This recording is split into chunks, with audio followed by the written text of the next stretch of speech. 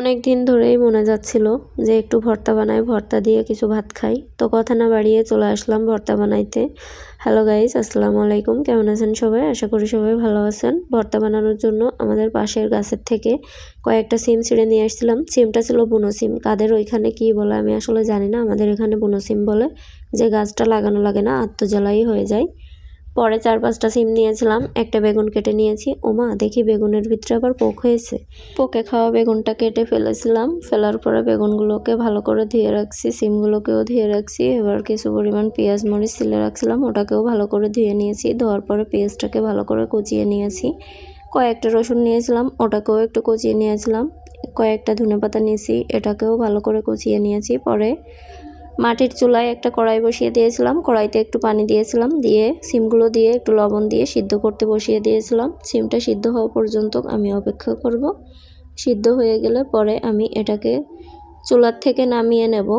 নেওয়ার পরে আমি আবারও কড়াইটা ভালো করে পরিষ্কার করে চুলায় দিয়ে পরে একটু তেল দিয়ে বেগুনগুলোকে আগে ভেজে নেব। বেগুনটাকে ভাজা হওয়া পর্যন্ত অপেক্ষা করব, একটু ঢাকনা দিয়ে ঢেকে দেব।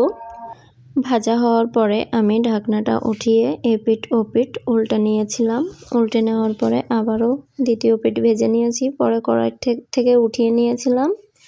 পরে 8টা থেকে 7টা শুকনো মরিচ হবে, এটা ভেজে নিয়েছি। ভেজে উঠিয়ে নিয়েছিলাম। পরে কিছু পেঁয়াজ এবং রসুন, এটাও ভেজে নিয়েছি। ভেজে নিয়ে এটাও উঠিয়ে নিয়েছিলাম।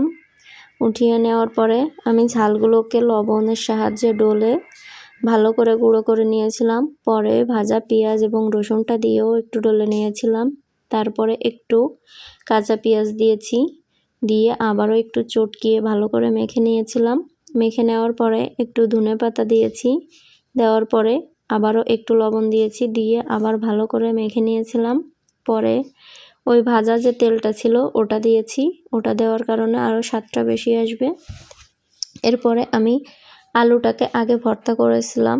ভর্তাটা হয়ে গেলে এটাকে উঠিয়ে প্লেটে রাখছি। রাখার পরে আবারও বেগুনটাকে ভালো করে চটকিয়ে মেখে নিয়েছিলাম। বেগুনের খোসাগুলোকে ফেলে দিয়েছি, শুধু ভিতরের টুক রাখছিলাম। এর ভিতরে আগে থেকে ডলে রাখা এবং পেঁয়াজের শুকনো মরিচ ওটা দিয়েছি। দিয়ে ভর্তাটা হয়ে যাওয়ার পরে ওটাও উঠিয়ে রাখছি প্লেটে।